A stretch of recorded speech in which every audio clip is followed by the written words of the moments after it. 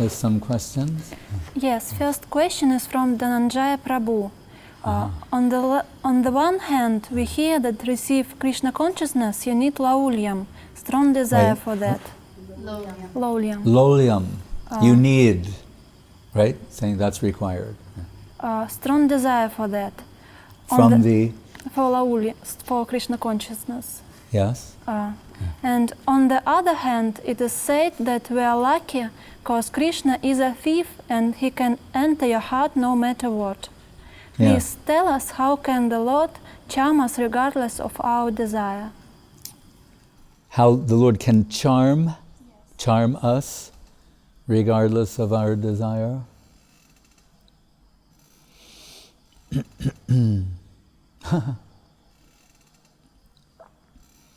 Well, in light of the appearance of Sri Chaitanya Mahaprabhu, when he is Vishwambar, Nimai, as a baby, one of his pastimes is that he is stolen. Whereas telling Krishna is a thief, but one of his pastimes, some thieves steal him. And they want to get his jewels or things, they want to take him away. But he, we can say, is so charming and bewildering that they think they're going far, far away, and actually they're just circling and coming back to the house of Jagannath Mishra and Sachi Mata. So they want, we can say, they're approaching the Lord for some mundane purpose. But He's so kind and charming that even that mundane purpose becomes converted to something else. Like when Mukunda wants to bring out Pundarik Vidyanidhi, he's quoting the Bhagavatam sloka with regard to Putana, Aho Bakiyam Stanakalakutam Jagam Saya Payayad Apyasadvi Lebhe Gatim Dat Ruchitam Tatonyam Kamba Dayalum Sharanam Brajema. And originally Uddhava and Vidura, or is it? Yeah, I think so. Saying, who is a more merciful Lord than Krishna? At Putana Rakshasi, Hare Krishna. And then there's King Nriga also. That story we will tell.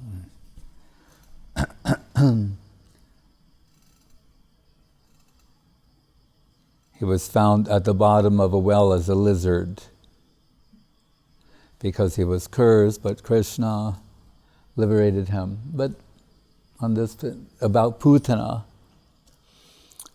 she approached Krishna with murderous intentions. And,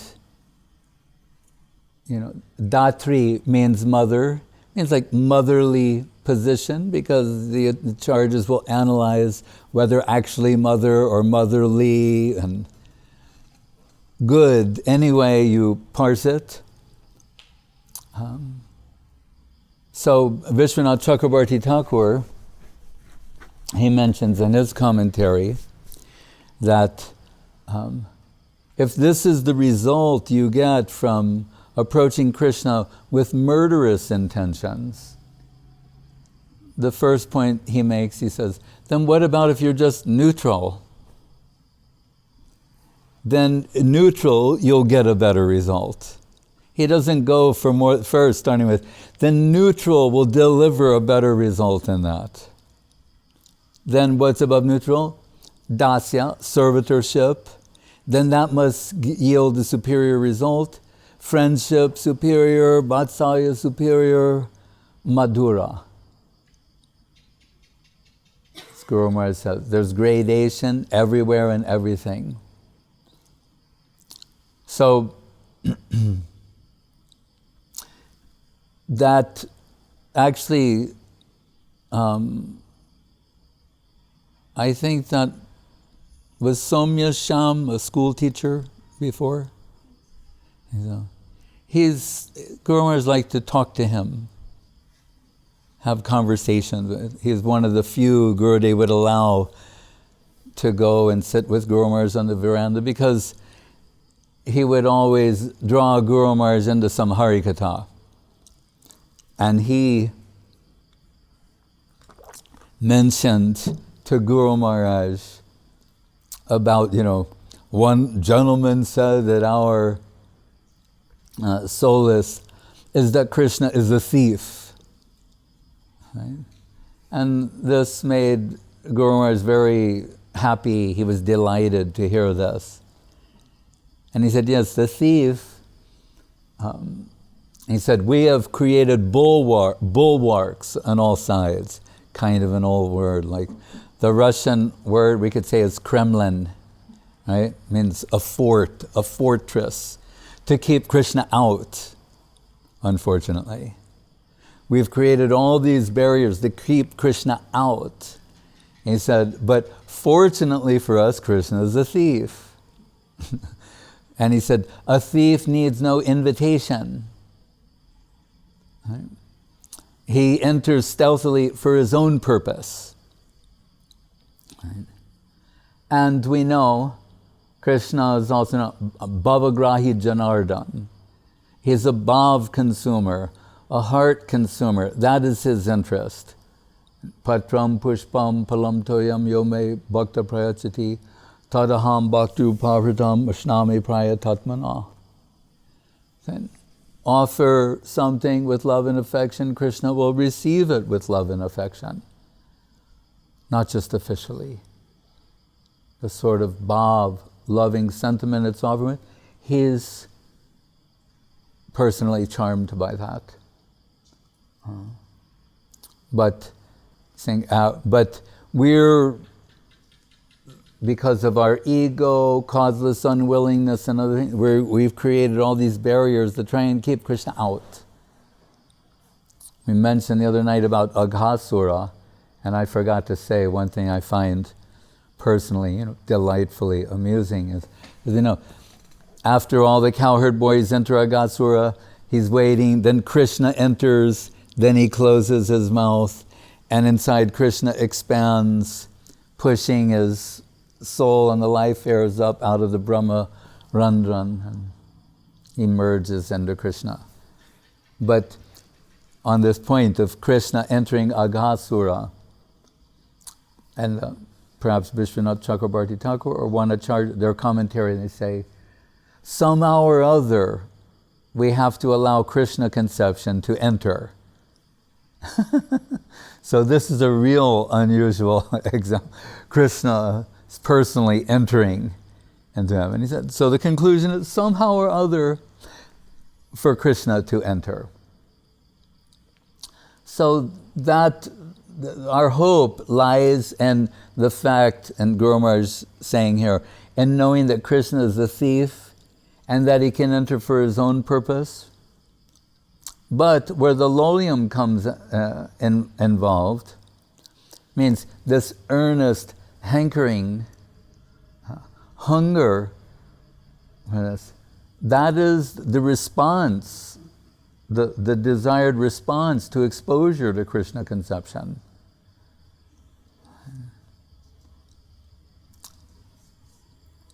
Why are there so many avatars? Actually, there are avatars at every moment. As we think, so long, so many years have passed, we're saying, anarpita charim chirat kurna kalo. But if we factor in that pastimes of Krishna, pastimes of Mahaprabhu, they're going from universe to universe to universe to universe.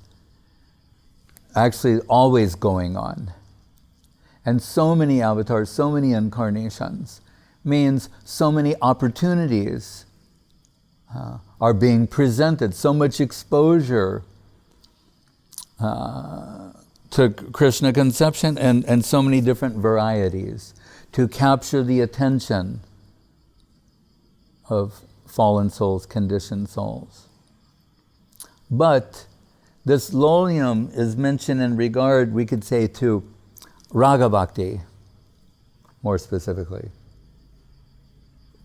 Krishna bhakti rasa, bhavitamati kriyatam yudi, kutopi nalabhyate, tatra laulyam moolam ekalam, janmakoti sukritayar nalabhyate.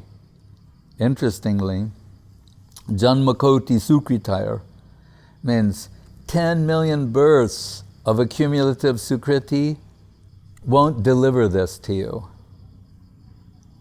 There are many different things one can do, or culture. I think that won't give you that. Tatra laulyam moolam ekalam, janmakoti. But laulyam is the purchase price.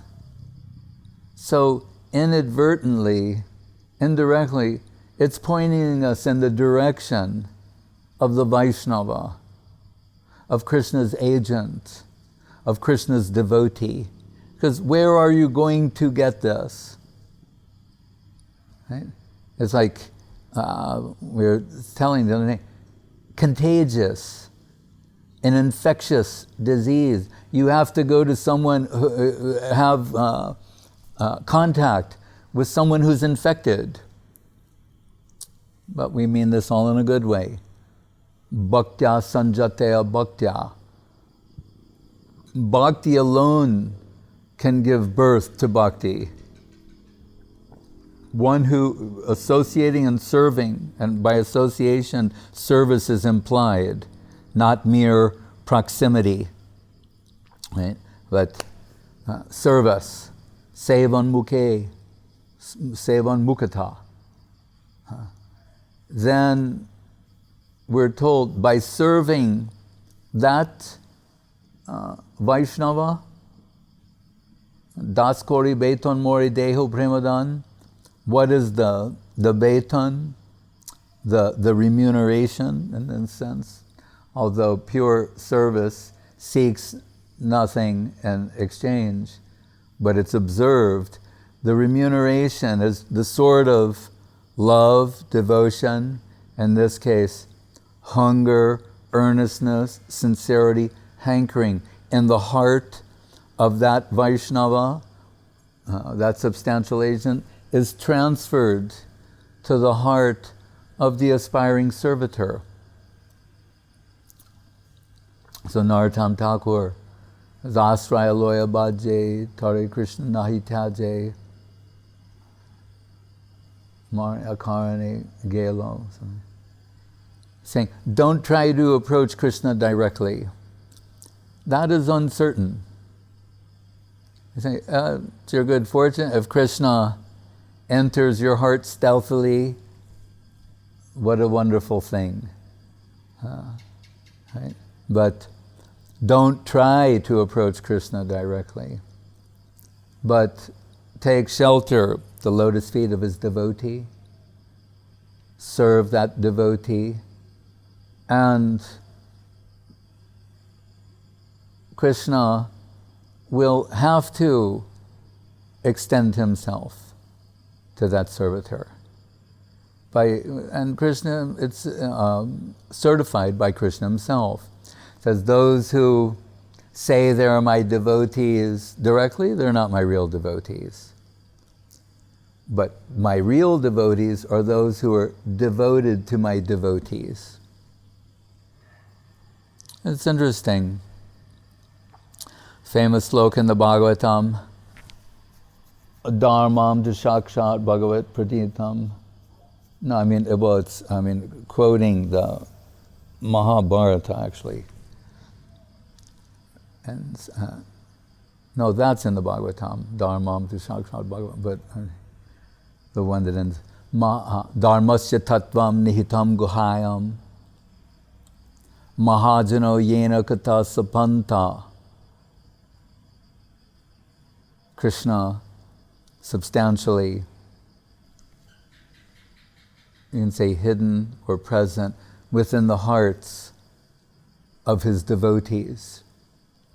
Mahajano yena kata sapanta, and we should follow their path. But that's still a general statement. Then we want to say, well,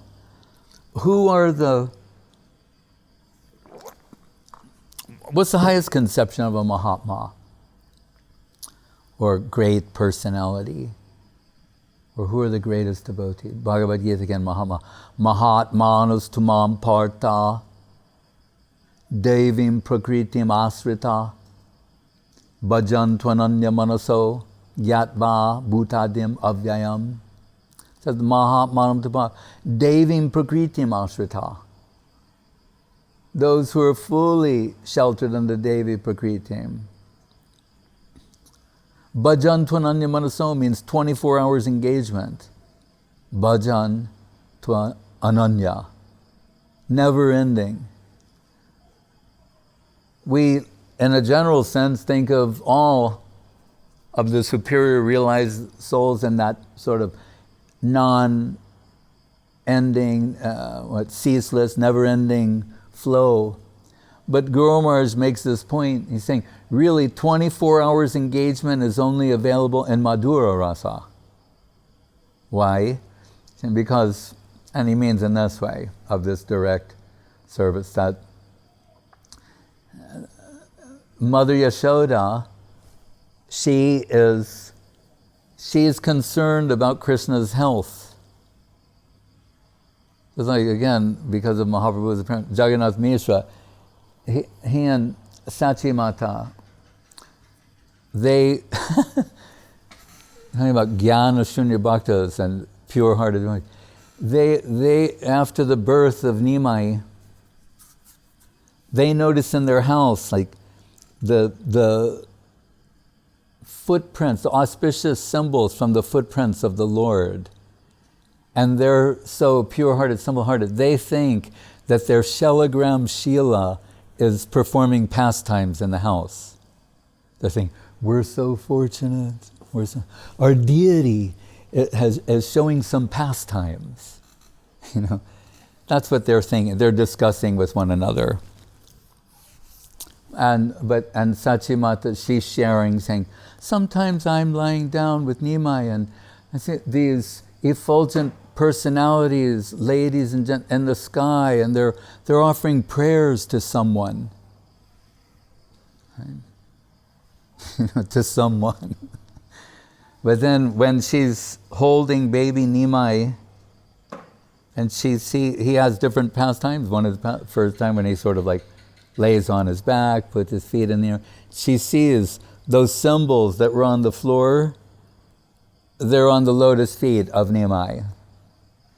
And Jagannath Mishra, he has some dream where some great personalities come and say, your son is Narayan himself, he's the Supreme Lord, and you're instructing him and treating him like an ordinary child, but he's not. And Jagannath Mishra is saying, I don't care who he is, but he's my son, and if I don't train him, who will? So he's saying, whatever you say, that doesn't affect me. Right? So then he wakes up, shares this dream with the others. But why did I say that? Because before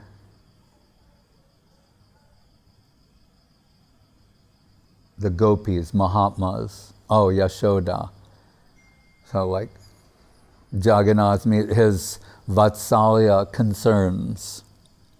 So Yashoda, she wants Krishna to get a good night's rest. Saying, cow herding it's a very intense activity. After the death of Kamsa, his mother, they gave her shelter in Dwaraka. And when she is concerned that they're trying to take Krishna back to Vrindavan because of like feeling too much separation, and there's some movement to take Krishna back to Vrindavan.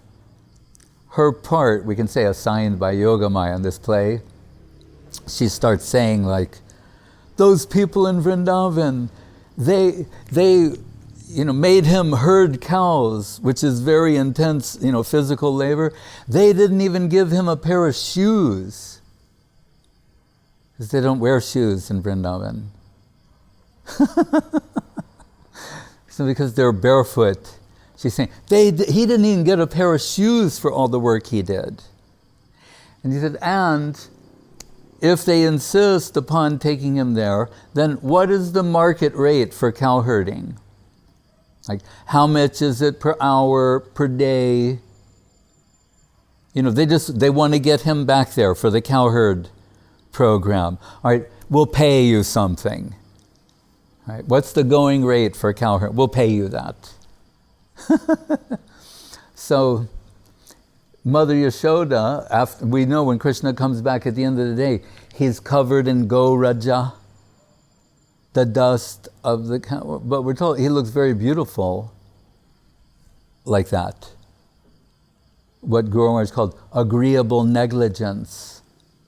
He's covered in cow dust, like when we're in Govardhan with Srila Gurudev, and those winds come. Sandeep knows the name, and all the dust is going around, and all the devotees are coughing. They're like, and Gurudev said, Prabhu, you were praying. I heard you were praying for the dust, and now the dust has come, and you're coughing, but I know you were praying for that very thing. So he can enter those pastimes and add something. So, Mother Yashoda, when at the end of the day, there's Brahmas there, Shivas there, in their demigod positions. They show up sometimes at the end to see Krishna returning. And Mother Yashoda's think these people are going to, he's already tired. They're going to make him more tired.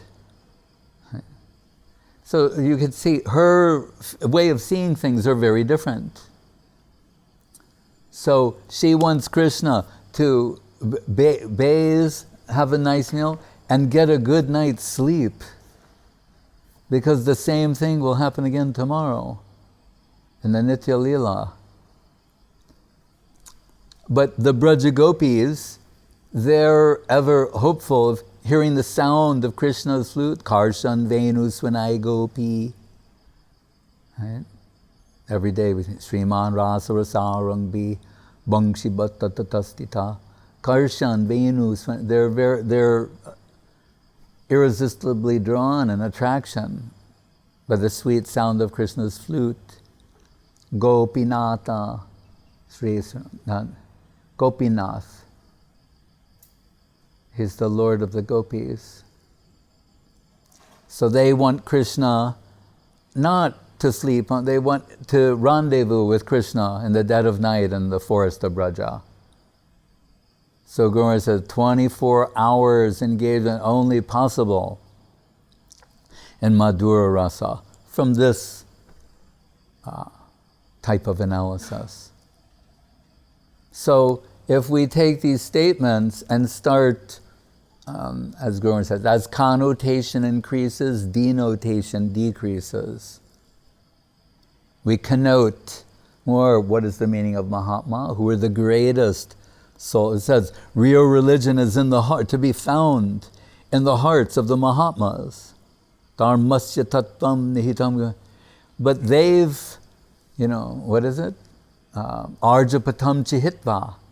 They've crossed over the Arjapata. Right? Means the Aryan, the Vedic path, Arjapata. Arjapatam chihitva. That cannot the word, obstruct their eagerness, their laulyam, their earnest hankering. Nothing can obstruct that flow. That's what it means. Sometimes devotees hear these things and they think it means that that they don't follow principles. Like there are certain principles told to follow, particularly the aspiring section to advance, progressively advance in the life. And they think, oh, but we hear the higher devotees don't follow that. That's not what it's saying. It's saying nothing, no principle, rule, regulation shall obstruct this natural flow of raga bhakti that's in their hearts. That's what it's talking about. And Guru Maharaj was this famous raga bir bhavanavadi, vaidhi bhakti, Dikaraj too, something like that, from Rupa Goswami, Bhakti Rasamrita Sindhu. Guru Maharaj said, until you have bhava bhakti, and in case you're wondering, Rupa Goswami also defined what are the criteria for that, which are, man shunyata, the total absence of false ego. There's maybe 10 things are listed there. Nama ruchi, actual taste for taking the holy name. This one. 24 hours engaged, non-stop, incessant, pure Krishna conscious thoughts, even while sleeping. Even in the dream stage, full Krishna consciousness. And it's given in Charitamritam, referencing Bhakti Rasamrita Sindhu. And so it's saying, so until that natural flow has been released, then Vaidhi Bhakti, one will follow the rules, regulate the principles of Vaidhi Bhakti. And Guru Maharaj would say, we should never think that we have achieved that. That in fact, the higher souls, they will, what to speak of Bhava Bhakti, they will never think of themselves as anartha nivritti, free from undesirable influences. Look at the statements of the great devotees as collected by Srila Guru Maharaj in Prapanna Jivanamritam. They're always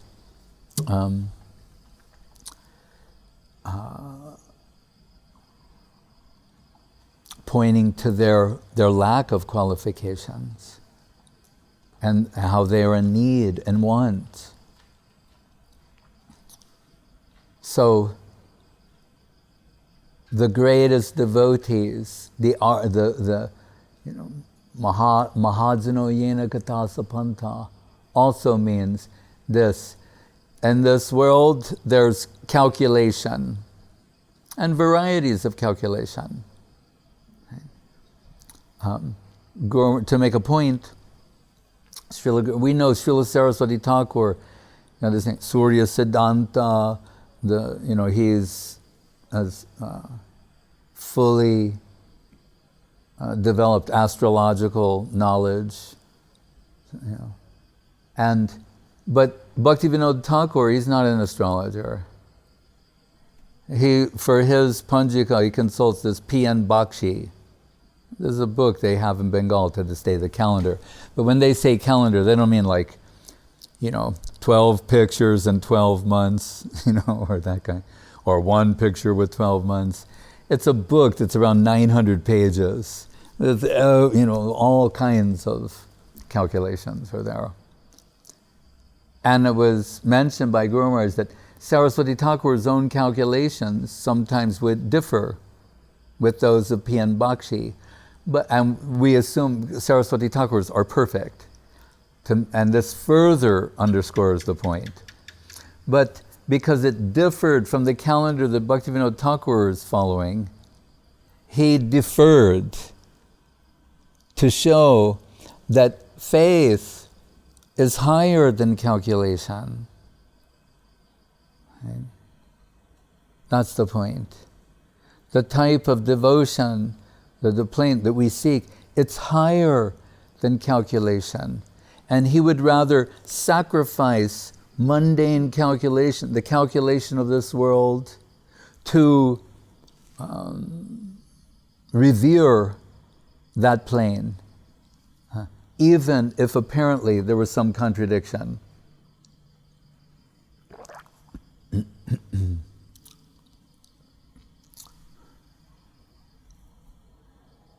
So, Vishwanath Chakrabarti Thakur, in a nutshell, sloka, he's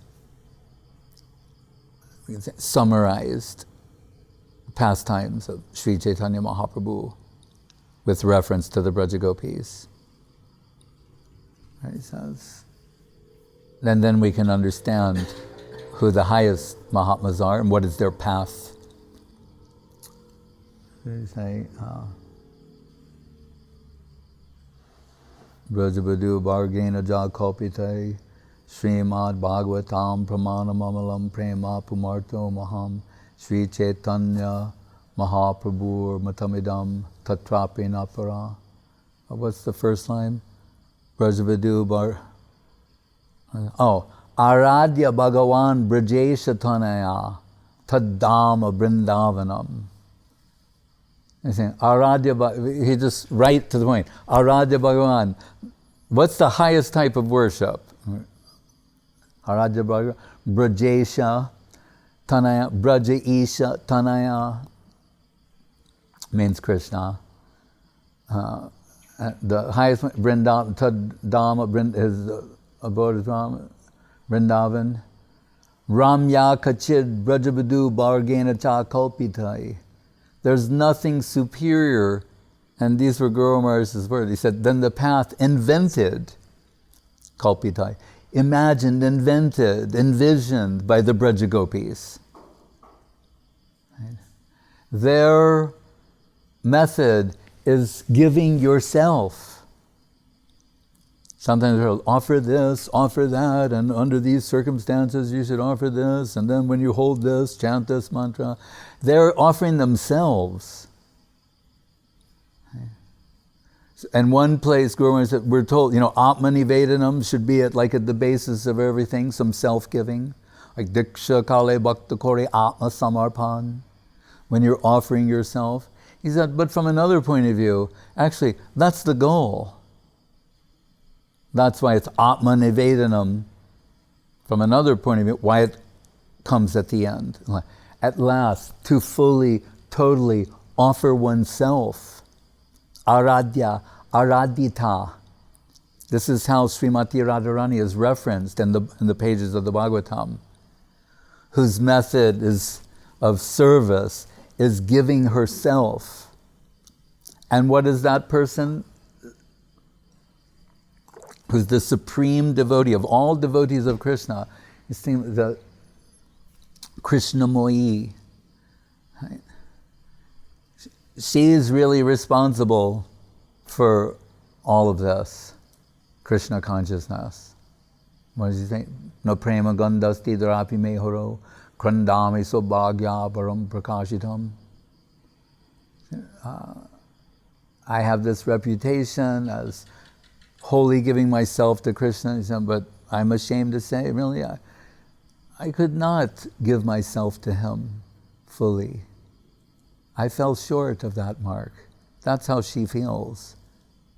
The supreme devotee of Krishna. The one whom Krishna himself wants to emulate as Sri Chaitanya Mahaprabhu. Then how shall others be? This cannot be dismissed. If Srimati Radharani, she says this, and those sentiments are expressed from the heart of Mahaprabhu, echoed from the heart of Mahaprabhu, then how shall anyone else feel or express themselves? So Guru Maharaj says, negativity, this laulyam, this sanguine, can be measured in terms of feeling of want or need. It means the absence of something. And separation itself is implied. I'm in want of what the heart is searching for. I am without that. That creates some need, some want, some hunger, some hankering. Then connection can be appreciated. Like they have that saying that hunger is the best spice.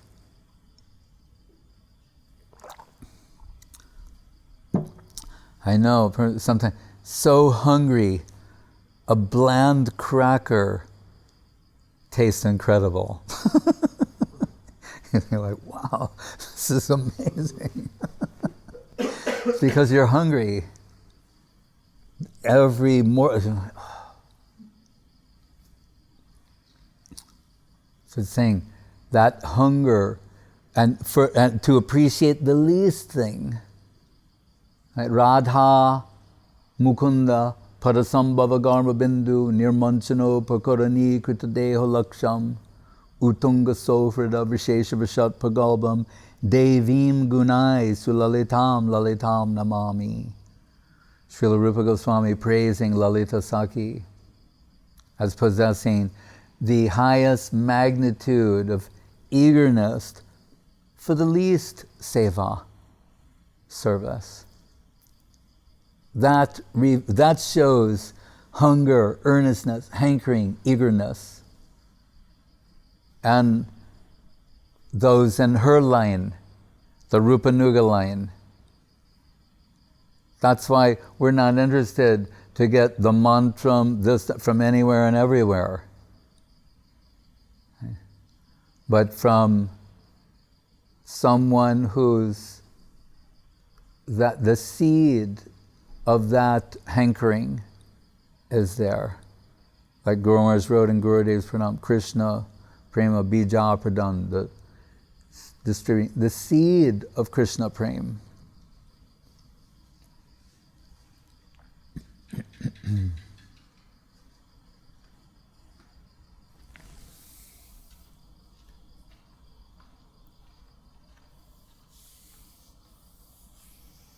So,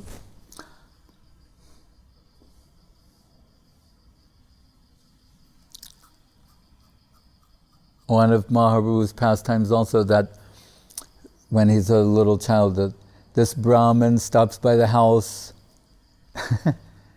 and as part of the culture, Jagannath Mishra, they arrange to give him some bhog to offer. He wants to make an offering to Krishna, and he's very sincere, and how earnest he is. He's unaware of how pure he is, actually.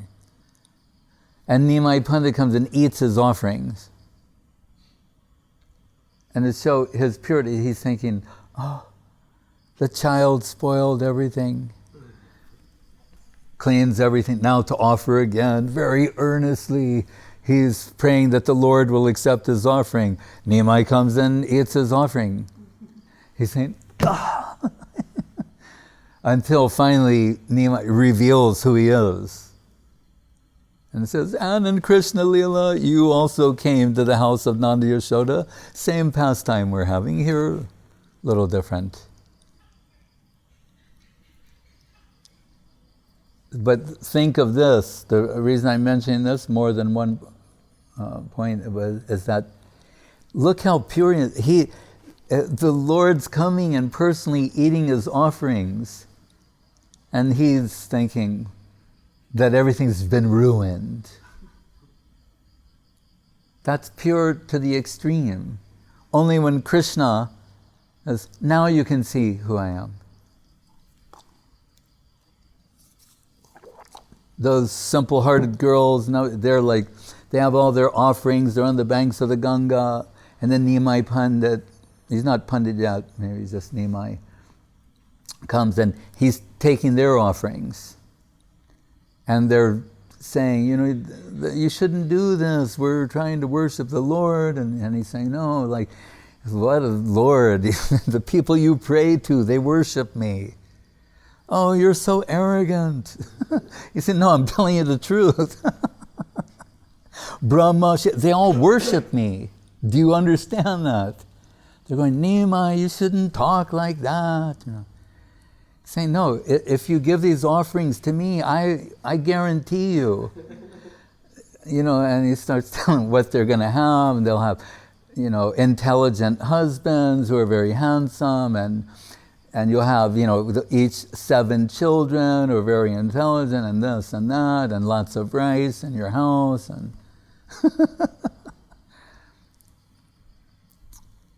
and then some girls, they're like taking their offerings and going away. And he's saying, and for you, you will have 4 co-wives, and you're going to be married. He starts telling them inauspicious things, and then they're thinking like, okay, Then they give their offerings too. They're thinking, like Gurudev said about that lady offering her dandavats, different stones in Calcutta, and people say, Didi, what are you doing? And she said, one of them might be Shiva. So she's like got everything covered, So they're thinking, well, maybe what Nimai says is true. And certainly we don't want that inauspicious thing to happen. That's being a happy victim of his stealth. Right?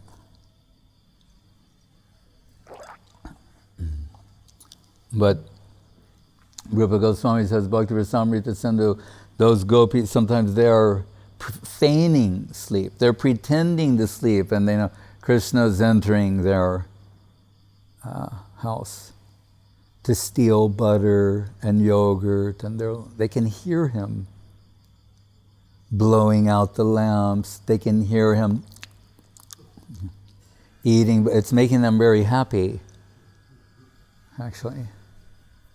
And he says that when Narad Muni is observing this, and he sees this one gopi pretending to be asleep, but she can't stop smiling, and Krishna is stealing everything, Narad Muni becomes so ecstatic. He said, he smiles, and his smile turns the clouds silver.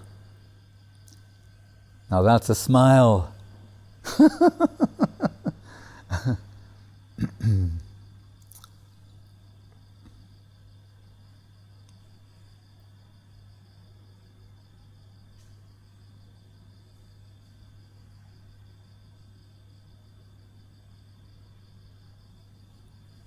When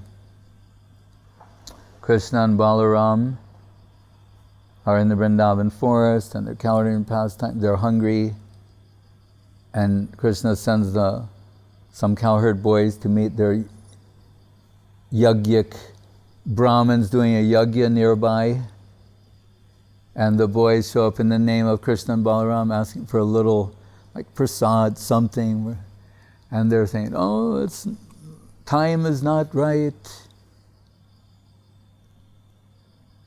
There's some more mantras to be chanted, more offerings to be made, and after some time, then something will be available, but not now. Right? And those boys go back to Krishna empty-handed. But Krishna is only smiling and saying, then go approach their wives. The Vipra Patnis, the Brahmins' wives. And when they get this opportunity, they're taking everything they have, and they've cooked, and they're running to give those things to Krishna and Balaram. And it's mentioned, they didn't go to the Gurukula, they don't know all the mantras their husband know, and all of these things. But their hearts are in the right place. Their hearts are just magnetically drawn to give themselves to Krishna. And they enter this clearing, and we're told there's Krishna with his leaning on maybe Balaram or cowherd like that, and he's smiling and twirling a lotus flower. It says, Shyamam Hiranyaparidimbanabhaya Barha. Dhatu Prabala Araveshamanavatankshin Vinyastam Hastamitrina Dunanam Abjam Karnot Palalaka Kapola Mukhabjahasam.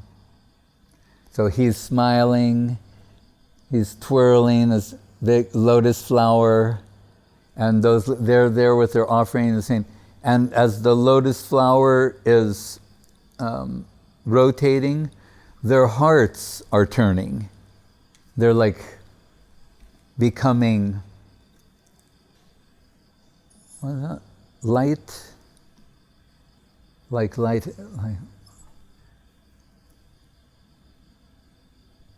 And their hearts are imbued with Madhura Rasa sentiments.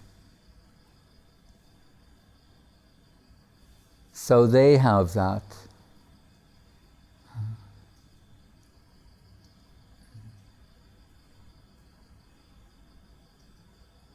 And we're said, how did they get this? There were flower sellers and fruit sellers in Vrindavan who would come by where they live and singing the pastimes of Krishna. That he just, Kaliya, Daman, and this pastime, and they're like girls growing up in Vrindavan hearing these things. Like we saw there in Kartik, the girls, the local village girls, going to Kaliyarad and singing these songs every day in the afternoon. So I was discussing this with Sandeep. One of the beautiful things to observe is they think Krishna is theirs.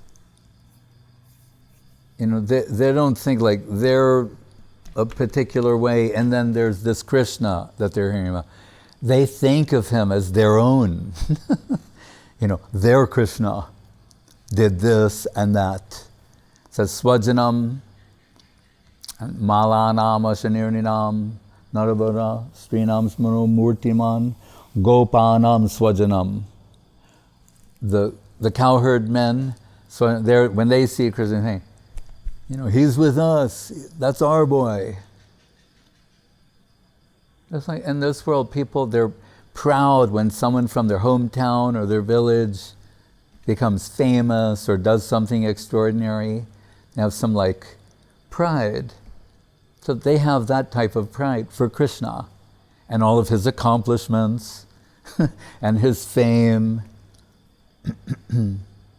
So they're singing those songs and hearing about Krishna from such a, from the beginning of their lives.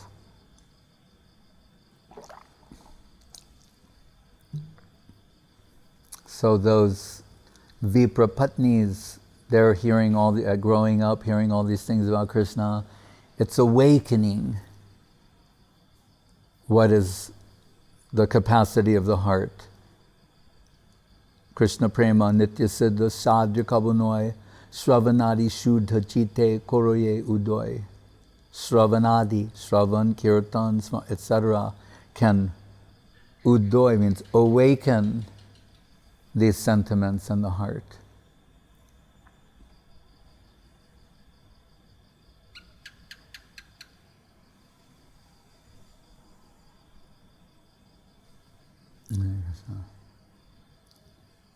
There's another question? Yes. When you start to analyze, there is no realization. So what does it mean to be on the plane of consciousness?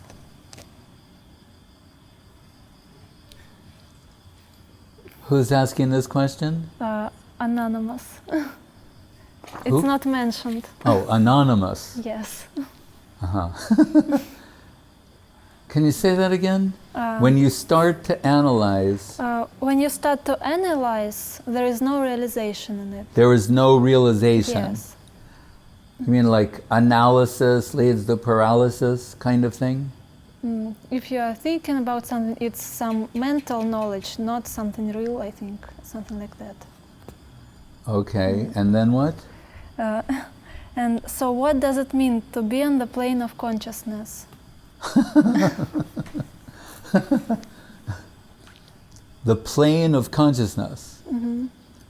Like Krishna consciousness or some other kind of I consciousness? think Krishna consciousness. Yeah. Because just consciousness alone is not enough. You know? Sat, Chit, Anandam. Sat meaning to exist. Then what is the old cogito ergo sum? I think, therefore I am. To be aware of one's existence, conscious of your existence.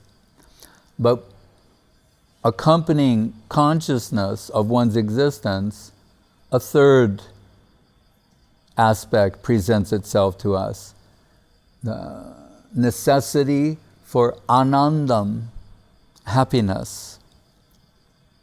Consciousness allows us to feel happiness.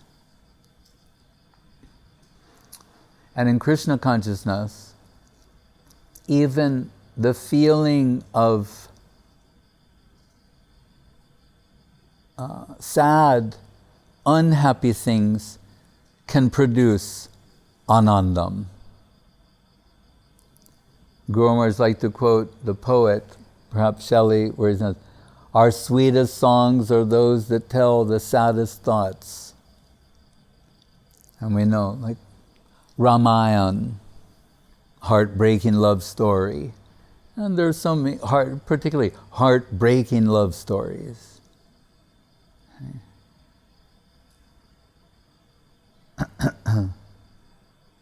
Something compelling about the heartbreaking love story, that people want to hear that. They're shedding tears, they're crying, it's heartbreaking, but they can't stop hearing that. Heartbreaking love songs. Bahi Bishajalahoy Bitore Anandamoy Krishna Preme Adbhuta Charit. It's a mysterious and wonderful thing what's presented in the pastimes of Mahaprabhu. Remember, 24 years, he's in manifest pastimes in the world for 48 years. 24 years in Navadvip. Like we're telling these childhood pastimes, then he comes Nimai Pandit, the scholar teacher, and as he approaches 24, begins behind closed door, the Nam Sankirtan. When Nityananda Prabhu comes, and Srivas Thakur, Dvaita Acharya, Haridas Thakur, Gadadhar Pandit, Chandrasekhar Acharya, Mukunda, and others. But then at 24, he takes sannyas. First 6 years, Puri is a base, but traveling around South India, always showing the superiority of Krishna conception to all other conceptions. Then those last 18 years in Puri, we can say another 6 with the devotees, Rath Yatra coming every year and more accessible. But then the last 12 years, mostly behind closed doors with Ramananda and Swarup Damodar, Radha Bhavaduti Subalita, Nome Krishna Swarupam. What is he? He's plunging the depths of Radha Bhav, and particularly Srimati Radharani, what she feels in separation from Krishna. And that should give us a clue, a hint, that Krishna, who is Rasaraj, he's that Anandam that everyone is searching for, personified to the extreme. We told Kandarpakoti Kamaniya Vishesha Shobham. 10 million times Cupid, personified, condensed as one, only a hint of his position. Ecstasy personified. Why is it that who is ecstasy personified wants to spend the last 12 years of his manifest pastimes, plunging the depths of Radha Bhav, and particularly what Srimati Radharani feels in separation from Krishna. Because the heart in separation yields a superior substance. As Gurudev liked to quote this verse of Rupa Goswami, Pida bir nabakala katuta, nabakala kuta katuta, garbhasya nirvasino, nishandena, siddham madhurima ahankara sankochane, prema sundari nanda nandana paro jagarti. Forget the rest. He's saying, Rupa Goswami says, it's like, what is this type of prem compared to? Suffering the effects of cobra venom while being showered in an endless shower of nectar. And it's very peculiar. So Gurudev said, everyone can understand the joys of union. He said, even the animals, even those lizards. Right? He said, but who can understand the type of ecstatic joy you can experience in separation? That's only fully, the depths are plumbed in Mahaprabhu's pastimes. And what are the two focal points? One every year. What is that? Why is that pastime so important? Rath Yatra. Because separation reached the zenith point. Right? So Guru said, what is the formula? Service, according to the intensity of its necessity, draws remuneration. At Kurukshetra, separation has reached the zenith point. There's the greatest necessity for assistance from the servitors. So, and Radharani's feeling the height of separation from Krishna. Right? So what comes from her heart is of the most superior quality. That's one focal point for Mahaprabhu, and every year they're having that. And even though it's public in a certain extent, what he's expressing is confidential and esoteric, and only Rupa Goswami reveals that. And what is the other point? In the last 12 years, we're told Uddhava Darshan means when Uddhava comes, brings Krishna a message to assuage the separation, the anguish in the hearts of Radharani and Braja Gopis, and Radharani goes into the extremes of divine madness with the Brahmar Gita, the song, what she sings to the bumblebee.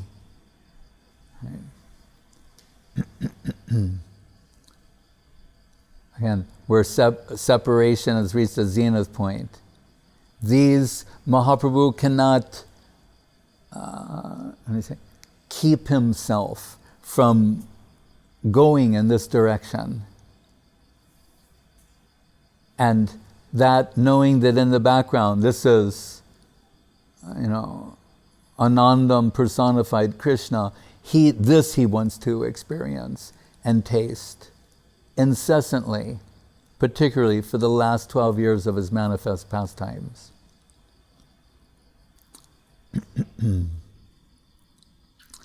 So, Kaviraj Goswami will say in different places, particularly at the beginning of chapters in Chaitanya Charitamritam, by the grace of Mahaprabhu, a dog can cross over the ocean of nescience.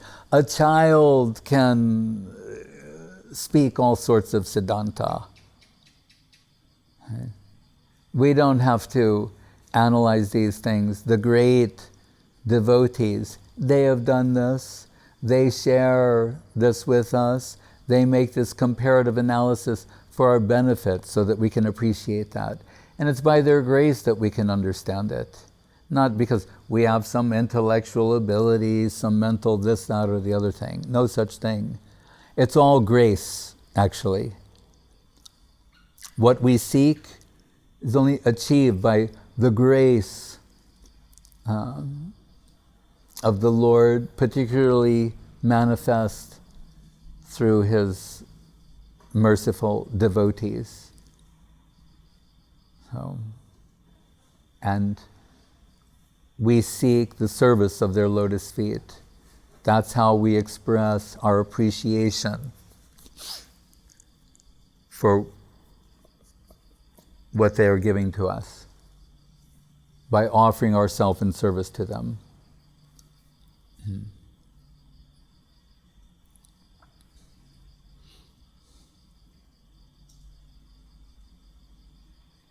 So Krishna Chaitanya, Srila Prabhupada Swami Maharaj, he gave this expression actually, Krishna consciousness. He coined that phrase, Krishna consciousness. And Guru Maharaj liked it. He said because it's like a rendering of Krishna Chaitanya. Because sometimes we can say Chaitanya means consciousness. So Krishna Chaitanya, Krishna consciousness, that Guru Maharaj liked.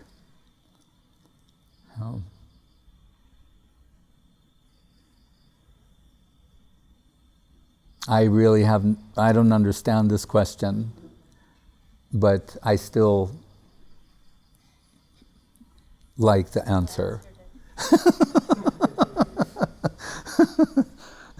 Because it ends with Krishna consciousness. Begins with Krishna consciousness, then Krishna consciousness along the way, and end with Krishna consciousness. Can't go wrong. Saraswati Thakur, they say, he'll look at articles for the harmonist, and sometimes say like, how many times did he mention Krishna or Mahaprabhu? And they say, oh, a lot. And he goes, then it's a good article. Whatever's being said there has a lot of Krishna in it. It's good. From the right sources.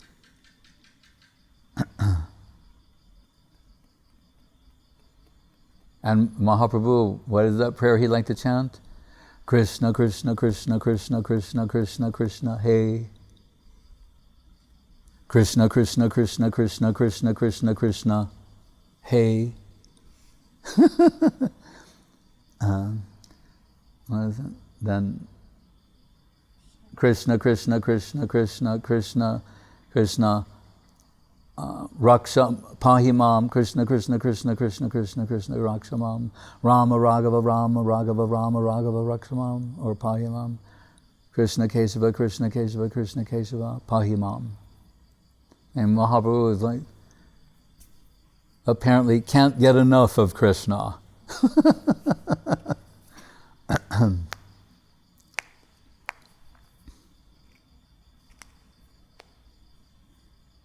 And Hare Krishna is Radha and Krishna. We should not forget that. Nam Sankirtan. Hare Krishna. And this he liked. Hari Haraya Namo Krishna Yadavaya Namaha.